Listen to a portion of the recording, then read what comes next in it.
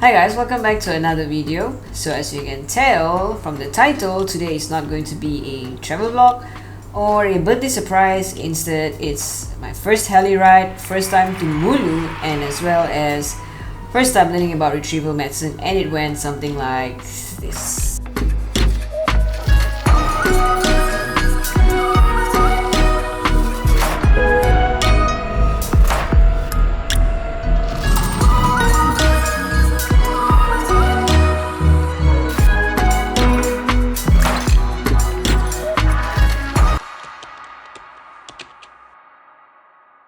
So if you were to do your research on YouTube or on Google about transportation of ill patients in Sarawak or Sabah, I don't know, I couldn't really find anything that will show you such stuff. So I thought that, hey, why not, make a little documentary, but it was so last minute. I just grabbed my phone, wrapped it in a cling wrap, and was shot with the iPhone 12, whatever I could take, just to show you the process and how much more complicated it is in today's time frame. So a couple of weeks ago, I was assigned with a medical team to go and retrieve a patient from a rather mountainous terrain in this land of Hornbill. Now, what is retrieval medicine, you ask? To put something, a really simple definition for my non-medical friends, retrieval medicine means that, when a medical team goes to retrieve a patient where there are minimal facilities and the environment can be very labile. For an example, here is me, and I am, yes, falling out of the sky, skydiving. Stop laughing at my face, guys. I know, it's okay, I don't blame you. Anyway, say if I had to have taken a fall and landed in somewhere really remote and I've got a bad fracture. I will need a medical team to get me to an expert facility to fix it. So yeah, in brief, that sort of sums it up.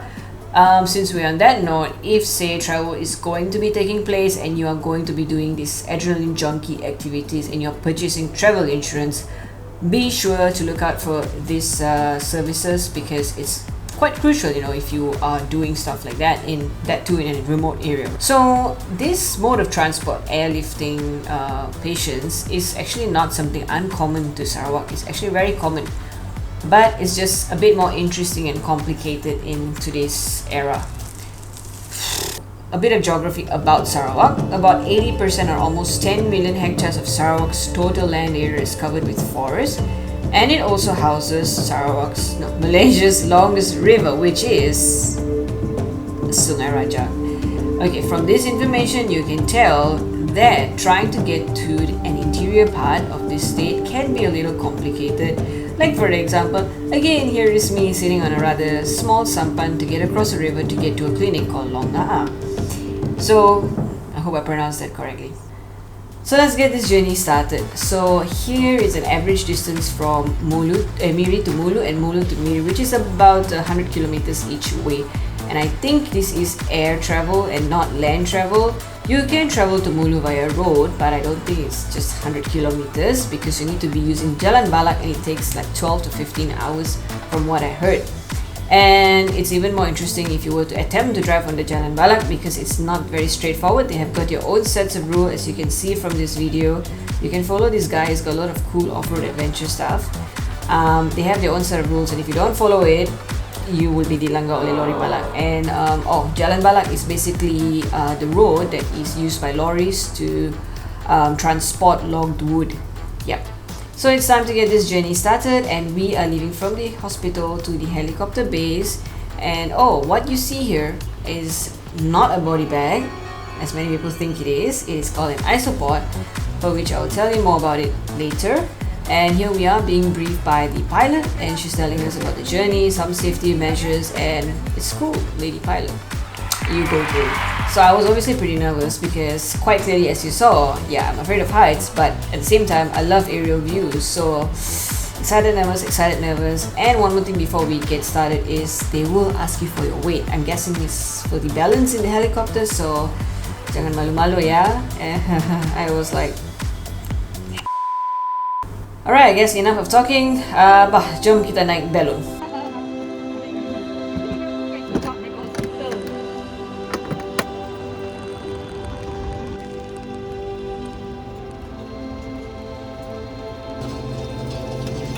Kalau nak muntah, baik buka saja nanti. Okey. Ada boleh dalam. Walaupun cuaca agak bagus, tapi time-time ni lah yang bergoyang. Tak dengar apa-apa. Ya, tak ada dengar. Tapi kamu boleh cakap lah. Oh. Itu tuh bukan sebab Dia boleh dengar, kita boleh dengar dia tak boleh dengar kita lah kadang-kadang.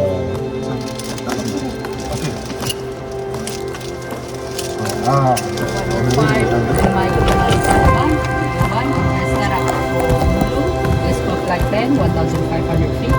POB 04, Endurance 0230, received India, Meditech.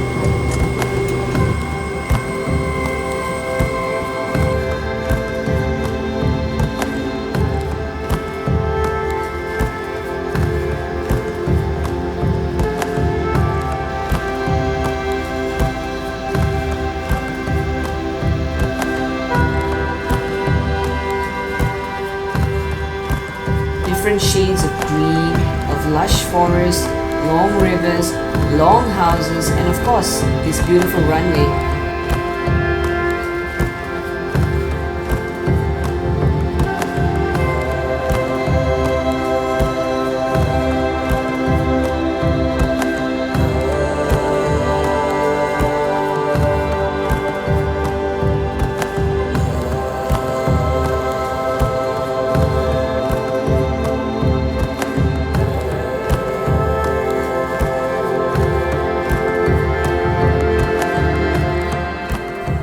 On the contrary to popular belief, as you saw, we were heading into a bit of a rainy condition. It wasn't very turbulent, the flight was good, and it took us 30 minutes and we landed. So after landing, we take the ISOPOD and put it onto the lorry together with myself and my colleague and enjoy the wind in our hair as we are headed to our next destination to retrieve the patient. And we were very beautifully surprised because we were actually heading to the UNESCO World Heritage Site, Mulu, or the Mulu Caves. The staff lah, the staff really helps us. They are our staff as well. Our colleagues. Here's a brief introduction to the wonderful staff who is actually deployed from all over Sarawak to be assisting during this pandemic, and as well as my colleague explaining to me the gist of the patient before we approach the patient. Unfortunately, it was raining, so we got a bit delayed, but I took a stroll to get more shots and just enjoy the views until it's now time to tell you what is an ISOPOD. Okay, so the ISOPOD is a compact negative pressure isolation and transportation system designed to hold an individual patient. It is designed to shield first responders while simultaneously allowing them to perform life-saving medical procedures on contagious patients. So number one, this is not new to COVID. It's been around since Ebola times. And as you can look at the design, if you see all these long green hands, it's, for example, if I need to talk to the patient, touch the patient, adjust some equipments, put my hand through this green long gloves, and I can do that. Yeah, as you can see, this is a very labor-intense procedure of getting the patient into the pod and then transporting the pod on a makeshift trolley, lugging him up, lugging him down. Yeah, that fall was quite painful because we're all wearing full PPE. For you to take a 1 km walk in the PPE also is pretty breathless. Imagine working out in the PPE, yeah. And it was raining, so it was quite challenging.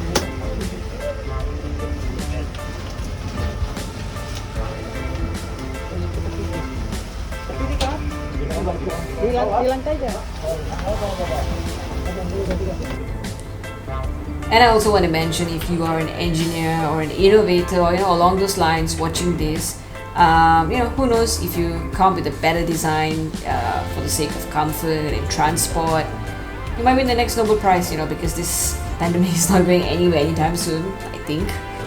So now, from the lorry, we need to put this patient into the helicopter, and as you can tell, this space is super small, it's super confined. For starters, it's a small heli. We can't really pick and choose, we work with what we have.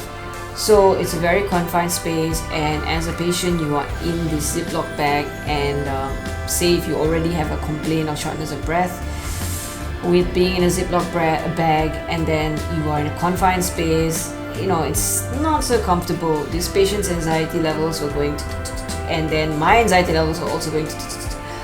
Thankfully, we managed to calm each other down and pull through to the flight, not fight.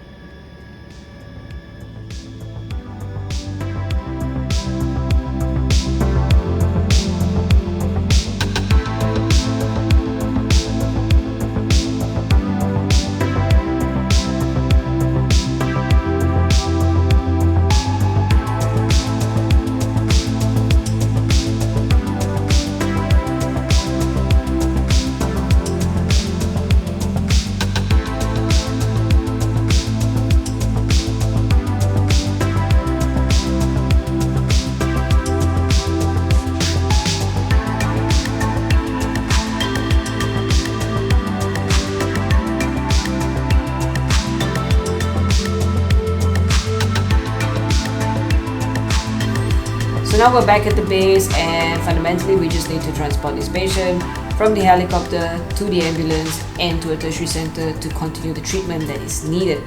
And I think that is the gist of the entire transporting patient, you know, via the helicopter and the ISOPOD, which is used primarily to transport a highly suspicious case or a positive case.